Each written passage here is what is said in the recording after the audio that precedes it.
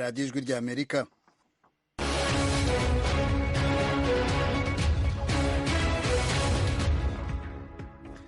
radiyo ijwi ry'Amerika ivugira i Washington DC mu kinyarwanda no mu kirundi. Mu Burundi mutwumvira ku mirongo migufi ya shortwave kuri metero 19 na metero 22. Mu Rwanda ho turi no kuri FM 104 n'ibice bitatu ya radiyo ijwi ry'Amerika. Kuri internet mudusanga kuri weshatu radio yacu voa.com.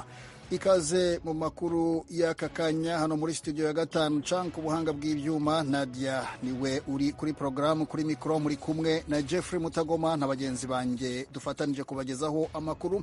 Ingingo z'ingenzi: President Emmanuel Macron wo bahatanira kuyobora Ubufaransa Marine Le Pen bazahura ku nshuro ya kabiri mu matora ku ya 24 z'ukwezi kwa kane mu Bufaransa, nyuma y'ikiciro cya mbere cy'amatora bahatanwagamo n'abandi bakandida. Emmanuel Macron rero kuba arwaye wa mbere si ibintu bitangaje rwose, aho naho yashitse ubwa mbere yoshobora gutsindwa nuko amajwi ya Marine Le Pen yateranije n'aya Eric Zemmour n'uwundi wa gatatu bashobora gutsinda Emmanuel Macron. Atanazi Karayenga n'umunyamakuru w'inararibonye i Paris mu Bufaransa.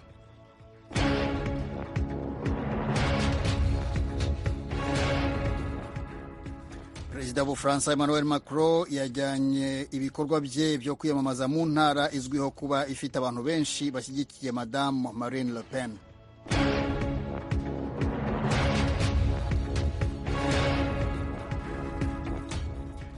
Igitero cy'abantu bitwaje intwaro cyahitanye abantu hafi 50, abandi batari bake barashimutwa muri leta ya Plateau iri hagati mu gihugu cya Nigeria.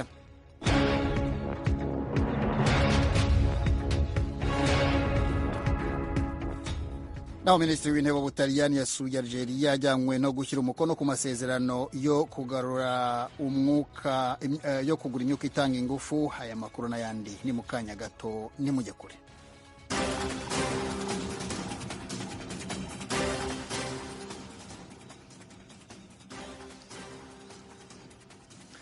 Amakuru tuyahere kwavugwa hirya no hino ku isi. Igitero cy'abantu bitwaje intwaro cyahitanye abantu hafi 50, abandi batari bake barashimutwa muri leta ya Plateau iri hagati mu gihugu cya Nigeria. Iyi nkuru turayibaza Fidel Niyongabo. Umuvugizi wa buramatari wa leta ya Plateau Simon Lalong yatangaje ko abo bantu bishwe igihe amazu n'amatungo yabo yasamburwa, yamara ntiyatanze igitigiri nyakuri c'abapfuye. Ico ni kimwe mu bitero bitari bike vyakozwe n'inkozi z'ikibi zitwaje ibigwanisho mu bice vyo mu buraruko bwa Nigeria. Ibitero nk'ivyo biraba kenshi muri iyo leta ihana urubibe na leta ya Kaduna, aho bikekwa ko ari inkozi z'ikibi bateye ibisasu vyasambuye amayira ya gari ya moshi bikanica n'abantu 8. Abo bagizi ba nabi baranyuruje kandi abantu batari bake mu kwezi guheze. Abantu bitwaje ibigwanisho barisha abasirikare 15 mu ndwi iheze mu gitero bakoze ku ikambi y'igisirikare yo muri leta ya Kaduna. Jonathan Shaku ayoboye inararibonye zo muri leta ya Plateau avuga ko biyamiriza bivuye inyuma ubwo bwicanyi. Amenyesha ko inteko zijeje umutekano zikwiye kubohoza mu maguru masha abantu bose banyurujwe. Uwo mugabo w'inararibonye Ishaku yemeza ko abantu batari munsi ya 50 bapfuye mu gihe abandi 70 barimwe abafasoni n'abana banyurujwe mu mihana y'ahandi 9 hatandukanye ku muhingamo wo ku munsi w'Imana urangiye.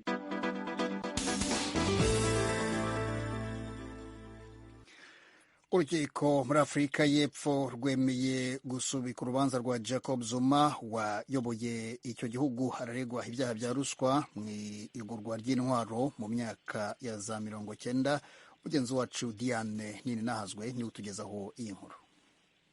Urubanza rwa Jacob Zuma yahoze ari perezida wa Afurika y'Epfo rwimuriwe ku itariki ya 17 y'ukwezi kwa gatanu mu ntumbero yo guha akanya sentare yungururizwamo imanza ngo yige niba umushingwamanza mukuru mu rubanza rwa Zuma yohindurwa nk'uko vyasabwe na Zuma canke atohindurwa. Jacob Zuma yakuwe mu mabanga y'umukuru w'igihugu mu mwaka wa 2018 inyuma y'imyaka 9 yamaze ategeka Afurika y'Epfo. Arahakana ivyaha by'ibiturire byose bishingiye ku masezerano yari yerekeye kugura ibigwanisho by'agaciro kagugwa imiliyaridi 2 z'amadolari mu myaka ya za 90. Avuga ko umushingwamanza mukuru ahengamye mu gihe sentare nkuru hamwe na sentare yungururizwamo imanza gushika ubu zagwije n'ubusa ubusabe bwiwe bw'uko umushingwamanza mukuru mu rubanza rwiwe ahindurwa. Jacob Zuma ntiyigeze aboneka muri sentare yafatiwemo ino ngingo. Fondation yamwitiriwe yavuze ko atabonetse muri iyo sentare ku mvo z'uburwayi. Diane Nininahazwe, tugushimire kutugezaho iyo nkuru. Perezida w'Ubufaransa Emmanuel Macron yajyanye ibikorwa bye byo kwiyamamaza mu ntara izwiho kuba ifite abantu benshi bashyigikiye Madame Marine Le Pen bahanganye mu matora y'umukuru w'igihugu. Diane Nininahazwe, uragaruka kutubwira iby'iyo nkuru. Macron na Le Pen bazohura ku nshuro ya kabiri ku itariki ya 24 y'uku kwezi kwa kane. Macron w'imyaka 44 akaramuka atsinze amatora azoba abaye perezida wa mbere atwaye manda zibiri mu kiringo c'imyaka 20 iheze.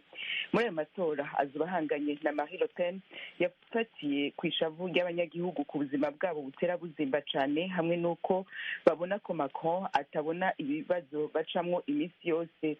Emmanuel Macron na Le Pen batsinze mu nshuro ya mbere y'amatora yabaye ku munsi w'Imana. Bazosubira guhangana ku nshuro ya kabiri y'amatora nk'uko vyabaye mu mwaka w'2017. Macron ashira imbere ubumwe bw'igihugu n'ubw'umuryango umwe bw'uburaya, mu gihe Le Pen we ashaka ubwigenge no kwikukira nyakuri ku Faransa. Diane Nininahazwe. Fidel Niyongaba kwakira tubwira ibya Minisitiri w'Intebe w'Ubutaliyani wasuye Algeria ajyanywe no gushyira umukono ku masezerano yo kugura umwuka utanga ingufu mu rwego rwo kugabanya ibyo basanzwe bakura mu Burusiya. Ubutaliyano buriko bugerageza kurondera ayandi masoko ntanganguvu kugira bugabanye kuzera cane ku Burusiya inyuma y'uko ico gihugu giteye Ukraine. Uburusiya nico gihugu kigurisha urugero ruri hejuru cane rw'umwuka utanga inguvu mu Butaliyano kurusha ibindi bihugu. Urwo rugero ni ibice 40% vy'umwuka utanga inguvu wose Ubutaliyano bugurira mu mahanga. Algeria iza mu kibanza ca kabiri. Amasezerano mashasha azotuma Ubutaliyano bugurira muri Algeria urugero rw'umwuka utanga inguvu ruri hejuru y'ubwo rugurira mu Burusiya. Ibihugu vyo ku mugabane w'Uburaya biriko bigerageza kugabanya mu buryo bwihutirwa kuzera cane ku Burusiya ku vyerekeye umwuka utanga inguvu. Abategetsi b'ivyo bihugu barabona ko kubandanya kugurira cane uwo mwuka muri ico gihugu biriko bigifasha mu ngwano yaco kuri Ukraine. Hari kandi impungenge ko Uburusiya bushobora kugara uwo mwuka mu ntumbero yo gusubiriza mu ndumane ibihugu vyabufatiye ibihano.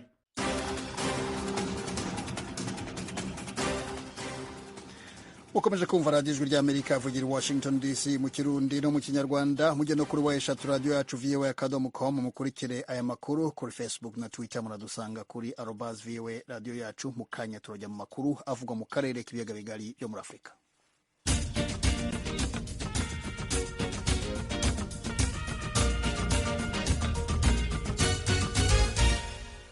Amakuru yo mu karere k'ibiyaga bigari bya Afurika tuyahere mu Rwanda, aho urukiko rw'ubujurire rwategetse urwego rw'amagereza gufungira Bwana Fabien Twagirayezu muri gereza iri hafi y'aho urukiko ruherereye. Umucamanza yavuze ko ari ngombwa ko Twagirayezu aburana imbonankubone aho kuburanira ku ikoranabuhanga. Ni mu rubanza aburanamo na bagenzi be ibyaha byo gushaka kugirira nabi ubutegetsi buriho. Eric Bagira ubusa, umunyamakuru w'ijwi ry'Amerika i Kigali, yabikurikiranye. Bwana Fabien Twagirayezu wabaye intandaro y'isubika rubanza ryo kuri uyu wa mbere yagaragaye mu buryo bw'ikoranabuhanga ry'iyakure rizwi nka video conference. Abareganwa nawe bane bari mu rukiko rw'ubujurire. Twagirayezu afungiwe muri gereza ya Rubavu mu burengerazuba bw'u Rwanda. Twagirayezu yabwiye urukiko ko yari yandikiye ubuyobozi bwa gereza afungiwemo asaba kumwimurira hafi y'aho urukiko ruri akaburana yisanzuye. Arashaka kuburana imbona nkubone, hari n'umunyamategeko umwunganira na bagenzi be aho kuburanira ku ikoranabuhanga. Yavuze ko mu buryo bw'ikoranabuhanga atumva neza amagambo yose avugirwa mu rubanza. Umunyamategeko Gatera Gashabana umwunganira yabwiye urukiko ko byaba byiza Twagirayezu aburanye imbona nkubone. Yavuze ko nawe ubwe yandikiye ukuriye amagereza mu Rwanda asaba ko yunganira bamufungira hafi y'urukiko. Yavuze ko yatunguwe no kubona atari mu rukiko nk'abandi. Gashabana yasabye ko mu migendekere myiza y'urubanza no mu nyungu z'ubutabera urukiko rwasuzuma ubusabe bw'uwo yunganira. Yavuze ko ibyo Twagirayezu na bagenzi be baregwa ari bimwe kandi n'icyemezo cy'abafatiwe ari kimwe. Gatera Gashabana arasaba ko Twagirayezu kugeza ubufatwa nka kizigenza w'itsinda ryose yahabwa uburenganzira bungana n'ubwa bagenzi be. Umushinjacyaha Bwana Faustin Mukunzi yavuze ko kuburanira ku ikoranabuhanga ubwabyo nta mbogamizi byakabaye biteza. Gusa mu nyungu zo gutanga ubutabera buboneye, Mukunzi yabwiye urukiko ko kuba uruhande baburana rusaba kuburana imbona nkubone ari uburenganzira bemererwa n'amategeko. Umushinjacyaha yahise azamura inzitizi ivuga ko mu buryo bw'ikoranabuhanga umunyamategeko Gashabana n'abo yunganira bagejeje ku rukiko imyanzuro y'inyongera igihe cyararenze, agasaba ko iyo myanzuro urukiko rwayitesha agaciro. Gatera Gashabana yabwiye urukiko ko yashyizemo iyo myanzuro hasubiza ku bindi bimenyetso ubushinjacyaha bwashyizemo nyuma. Gashabana aravuga ko ubusabe bw'ubushinjacyaha ubushinjacyaha bugamije gushaka kubabuza uburenganzira busesuye bwo kwiregura. Yavuze ko ibisobanuro by'ubushinjacyaha nta shingiro bifite. Yabwiye urukiko ko uruhande baburana rutubahiriza ihame ry'uburenganzira busesuye bwo kwiregura no kubona ubutabera buboneye. Izo ngingo zombi nizo zateye inteko ihuranisha kujya kwiherera ifataho imyanzuro. Nyuma y'igihe kitarambiranye, umucamanza mu rukiko rw'ubujurire yafashe icyemezo gitegeka urwego rw'amagereza kwegereza Twagirayezu hafi y'urukiko rw'ubujurire. Yavuze ko ku kijyanye no kuvuga ko atumva ibivugiwe mu rukiko bitari ukuri, kuko yasubizaga ku bivugirwa mu iburanisha nta mbogamizi. Yahisemo kwimurira iburanisha ku yindi tariki. Ku nzitizi y'ubushinjacyaha, urukiko rwavuze ko kuba habayeho isubika rubanza ari umwanya mwiza ku bushinjacyaha buzasoma imyanzuro yatanzwe n'abaregwa, bwazahura n'imbogamizi bukazazigaragaza mu iburanisha ritaha. Abaregwa kugeza ubu 5 bafashwe mu mwaka wa 2018 ari abarwanashyaka b'ishyaka FDI inkingi ritaremerwa mu mategeko y'u Rwanda. Bari barangajwe imbere na Bwana Boniface Twagirimana wari vice perezida wa mbere wa FDI inkingi. Uyu rwego rw'amagereza rutangaza ko yatorotse gereza ya Mpanga yarafungiwemo. Bwana Fabien Twagirayezu ufatwa nk'umukuru w'itsinda yarashinzwe ibikorwa by'ubukangurambaga mu ishyaka FDI inkingi. Ari muri 2 bakatiwe imyaka 12 y'igifungo, ari nacyo gihano kiremereye muri urubanza. Aregwa ko yarashinzwe ibikorwa byo kohereza abarwanashyaka muri Repubulika ya Demokarasi ya Kongo mu bikorwa byo kwitoza gisirikare mu mugambi wo guhirika ubutegetsi bw'u Rwanda. Mu mwaka ushize 2020 urukiko rukuru mu Rwanda rwabahamije ubwinjiracyaha mu kure mu mutwe w'ingabo utemewe. Ibyaha bahakana bakavuga ko bishingiye ku nyungu za politiki. Iburanisha rizasubukura ku itariki ya 19 z'uku kwezi niba nta gihindutse. Bagira ubusa ijwi ry'Amerika i Kigali.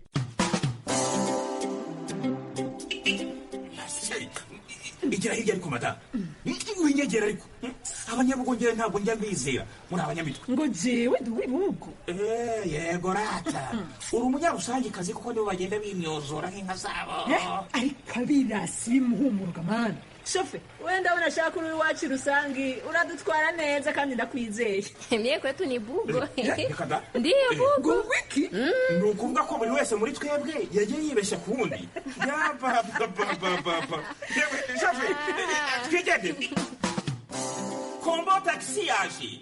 Kombo Taxi ni ikiganiro gishya kuri radiyo ijwi ry'Amerika. Taxi ikorera hafi y'umupaka ishobora gute gutwara abantu baturutse mu mihingo yose kandi bafise byinshi bibatandukanye. Kombo Taxi muyitegurirwa kandi mukayigezwaho na La Benevolencia Royal. Kombo Taxi mwayumvise rero ni hano ku ijwi ry'Amerika muri weekend ku gatandatu no ku cyumweru. Amakuru yacu arakomeje. Tugiye muri Repubulika ya Demokarasi ya Kongo. Abaturage bakuwe mu byabo n'ibitero by'imitwe yitwaje intwaro bari mu bibogobogo muri teritwari ya Fizi, intara ya Kivu y'Epfo, bugarijwe n'ibibazo byinshi birimo kutagira ibyo bafungura.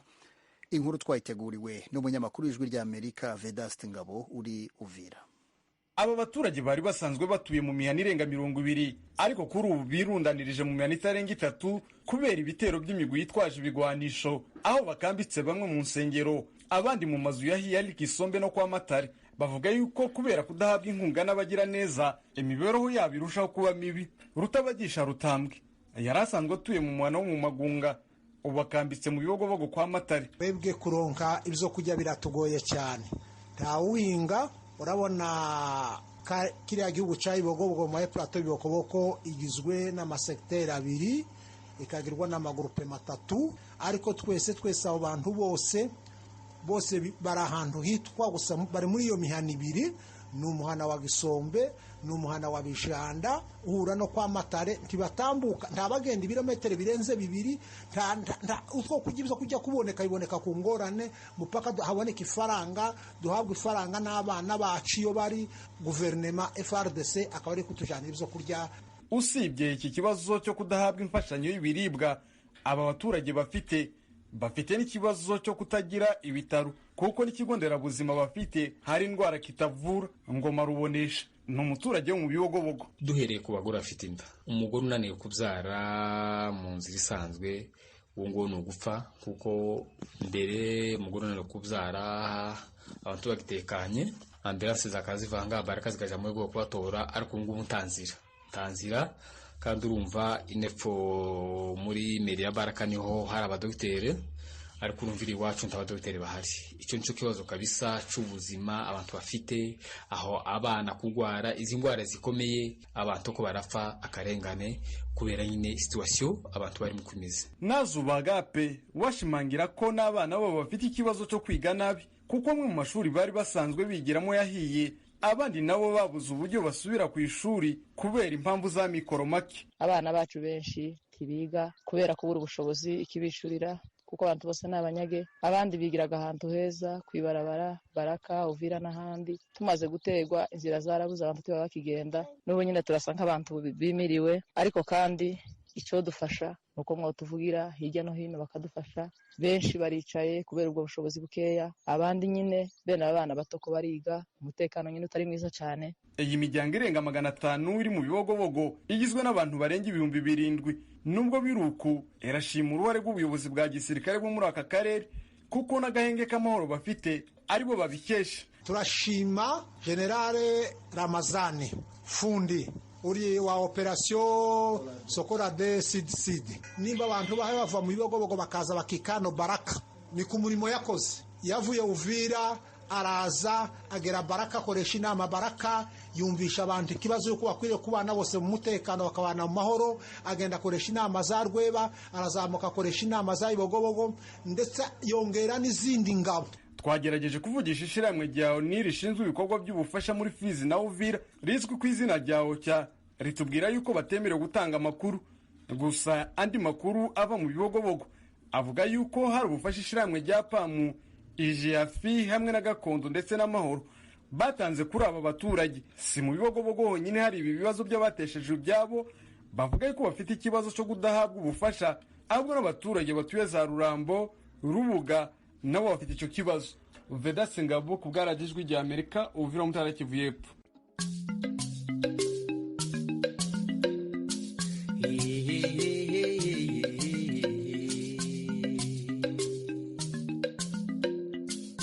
Babyeyi babyaye mu gaheka tubifurije amahoro. radiyo ijwi ry'amerika ivugira i Washington DC mu kirundi no mu kinyarwanda. Amakuru yacu arakomeje. Mu Bufaransa, mu gihe ibice 97% by'amajwi amaze kubarwa ku nshuro ya mbere y'amatora y'umukuru w'igihugu yabaye ku cyumweru, Perezida Emmanuel Macron yaje ku isonga n'amajwi angana n'ibice 27.60%. Uwo bahatanira uwo mwanya Marine Le Pen yabonye 21.95%. Abakurikiranira hafi iby'ayo matora baremeza ko mu cyiciro cya kabiri cy'amatora bazaryana isataburenge cyane mu ibarura ry'amajwi. Umunyamakuru w'ijwi ry'Amerika Fidel Niyongabo yavuganye na Athanase Karayenga, umunyamakuru w'inararibonye uri i Paris mu Bufaransa. Aratubwira uko abona ibintu byifashe. Mu by'ukuri ntibyatangaje kuko institut de sondage barya bapima imico y'abantu ingene bazotora babivuze kuva kera yuko Macron azoba uwa mbere, kandi bavuga yuko Marine Le Pen azoba uwa mbere. Emmanuel Macron rero kuba abaye uwa mbere si ibintu bitangaje rwose, ahubwo igihambaye cerekana yuko naho yashitse ubwa mbere yoshobora gutsindwa nuko amajwi ya Marine Le Pen yateranije n'aya Eric Zemmour n'uwundi wa gatatu ndabiyogizina mugabo afite amajwi makenya. Uteranije rero amajwi y'abantu bitwa ngo bari iburyo bwa kure cyane bashobora gutsinda Emmanuel Macron. Birashoboka rwose kubera kuko uwundi mugabo yitwa Mélenchon nawe yaronse amajwi menshi cyane. Wewe rero ari rubavu mugabo bavu bwa kure, hanyuma yavuze ati ntimuze muha amajwi y'iwanje Marine Le Pen, mugabo ntiyavuze ati murayaha Emmanuel Macron. Bivuga yuko mu bamutoye bamwe bashobora gutora Marine Le Pen naho bamwe bari ibubafu bwa kure n'iburyo bwa kure, ntawuzi rero ingene bazotora. Bivuga yuko Emmanuel Macron mugabo naho agaswa yuko ashobora gutsindwa kandi nivyo arashobora gutsindwa mugabo n'ubwa mbere umuntu w'umukuru w'igihugu yahora atwara aronka amajwi menshi gusumba ayo yaronse ubwa mbere ico ni ikintu cerekana yuko abantu bamwizeye ikindi ca kabiri ni uko muri iki gihe turimwo harimwo ibintu vyinshi vyahindutse cane cane covid yarakubise abantu baramererwa nabi cane si mu Bufaransa gusa ni kw'isi yose hanyuma n'ingwano yo muri Ukraine rero nayo irateye ubwoba abantu barafise umutima uhagaze vyerekana yuko uwuzotorwa ari wese ari Emmanuel Macron ari Marine Le Pen ni ukuri kuva ico gihe ca covid n'iyi ngwano yo muri Ukraine ntibizoba vyoroshe. Biravugwa ko Marine Le Pen atsimbataye ku mico n'imigenzo ya kera harimwo no kuba avuga ko azira abimukira hamwe yotsinda kubimukira bari mu Bufaransa ibintu vyogenda gute?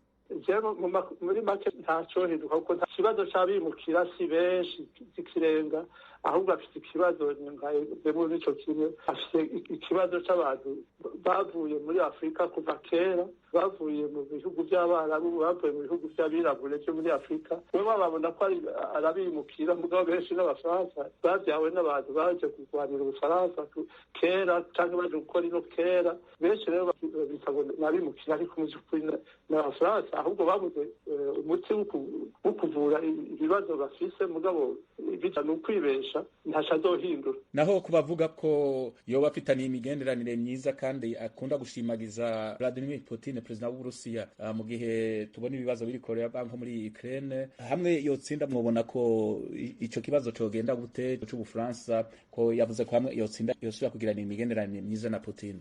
Aho iryo bari barariguye kuko umubonano mwiza na Putin gusa ni ukuvuga mu nshuro ya mbere haciye imyaka 5 uwo yashaka yuko n'Ubufaransa buva muri Union Européenne mu bumwe bw'abanyaburaya kujya ku Bwongereza muri ico gihe yashaka yuko n'Ubufaransa buva muri Euro ifaranga basangiye n'ibindi bihugu by'Iburaya rero naho avuga ko yabihevye yabivuyemo ni ukuri ntawo mwizigira kuri ico kintu kandi noneho Putin azomufasha kugira ngo uwo mugambi ugaruke kuko Putin afise umugambi wumvikana uboneka kandi ariko arashira mu ngiro agomba gusenya abanyaburaya nta kindi rero Marine Le Pen ni igikoresho ca Putin. Urakoze reka turindire inshuro ya kabiri y'amatora turabe ibizovamwo. Yari Atanazi Karayenga mu hinga mpanuzo wa jambo ku bijanye no guhanahana amakuru akaba ari n'umumenyesha makuru w'inararibonye ari i Paris mu Bufaransa twariko turavuga ku matora mu Bufaransa inshuro ya mbere yabaye ku munsi w'Imana. Urakoze cyane.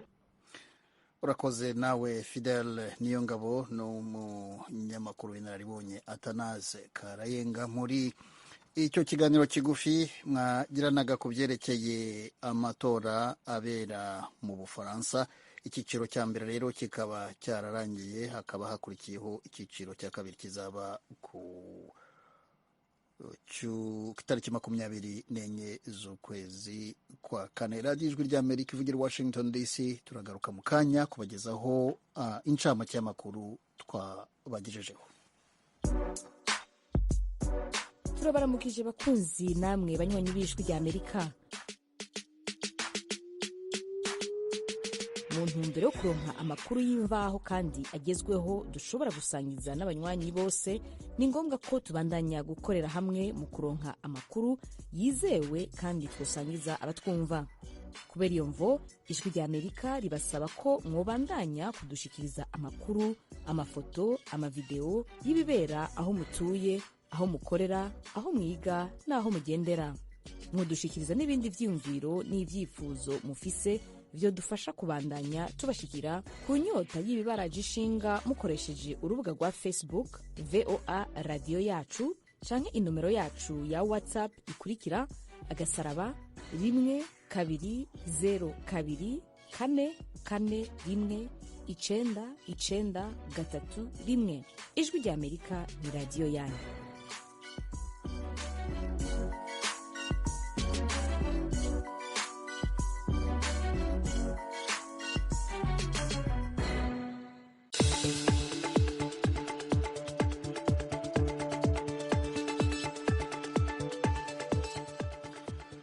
inshuti mwabanye natwe, reka tubasubiriremo ingingo z'ingenzi z'amakuru twabagejejeho. Twababwiye ibijyanye n'amatora y'Ubufaransa, aho perezida w'Ubufaransa Emmanuel Macron yajyanye ibikorwa bye byo kwiyamamaza mu ntara izwiho kuba ifite abantu benshi bashyigikiye Madame Marine Le Pen.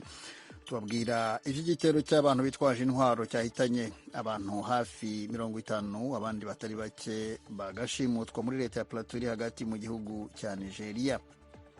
Mu Butaliyani twababwiye ko minisitiri w'intebe yasuye Algeria ajyanywe no gushyira umukono ku masezerano yo kugura imyuka itanga ingufu. Naho igitero cy'abantu bitwaje intwaro cyahitanye hafi abantu 50 nari maze kubibabwira. Mu makuru rero yo mu karere k'ibiyaga bigari, urukiko rw'ubujurire mu Rwanda rwategetse ko urwego rw'amagereza rufungira bwana Fabien Twagirayezu muri gereza iri hafi y'aho urukiko ruherereye. Umucamanza avuga ko ari ngombwa ko Twagirayezu aburana imbonankubone aho kuburana ku ikoranabuhanga mu rubanza aburanamo na bagenzi be ibyaha byo gushaka kugirira nabi ubutegetsi buriho. Muri Repubulika ya Demokarasi ya Kongo twabwiye ko abaturage bakuwe mu byabo n'ibitero by'imitwe yitwaje intwaro bari mu bibogobogo muri teritwari ya Fizi, intara ya Kivu y'Epfo, bugarijwe n'ibibazo byinshi birimo ibyo kutagira ibyo bafungura. Inshuti rero mukomeje kudutega amatwi, amakuru twabagezagaho kuri uyu mugoroba naha tuyasoreje. Hano muri studio ya 5 bwana Chank ubuhanga bw'ibyuma na Nadia Taha twari kumwe wegeranije aya makuru mu izina ryabo ndetse n'abandi bagenzi banjye twafatanije. Igihe Jeffrey Mutagoma kuri mikro, ndagira nti amahoro n'amahirwe kuri mwese. Radio Ijwi rya Amerika yabaye igisubizo cyacu. Radio Ijwi rya Amerika yo yabaye igisubizo cyacu mu guterera igihugu cy'u Burundi, yabaye igisubizo cyacu mu gutanga ijambo mu banyagihugu yo yabaye igisubizo cyacu.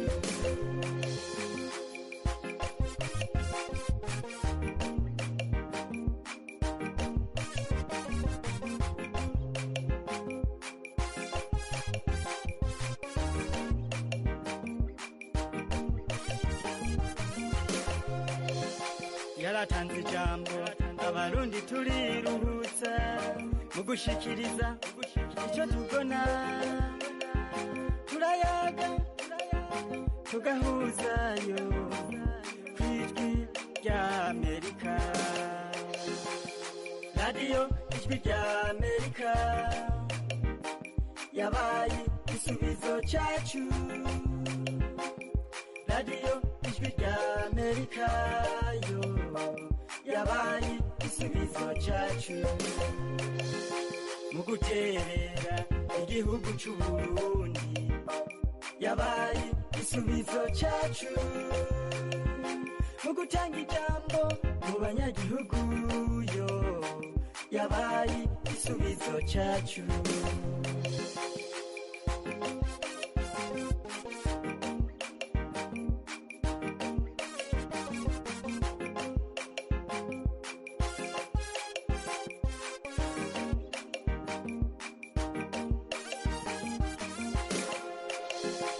Ifise abakozi b'akarorero batanga amakuru ahumuriza, baratanga ijambo kuri bose yo batavangura. Mu myaka imaze isamirana, ibyiza gusa nibyo byayiranze, n'ibiri imbere nta nkeka, twizere ko izorushiriza. Radio Ijwi rya Amerika yabaye igisubizo cyacu. Radio Ijwi rya Amerika yo yabaye igisubizo cyacu mu guterera igihugu cy'u Burundi, yabaye igisubizo cyacu mu gutanga ijambo mu banyagihugu yo yabaye igisubizo cyacu radiyo ijwi rya amerika yabaye igisubizo cyacu radiyo ijwi rya amerika yo yabaye igisubizo cyacu ibi ni bike muri byinshi abarundi twabonye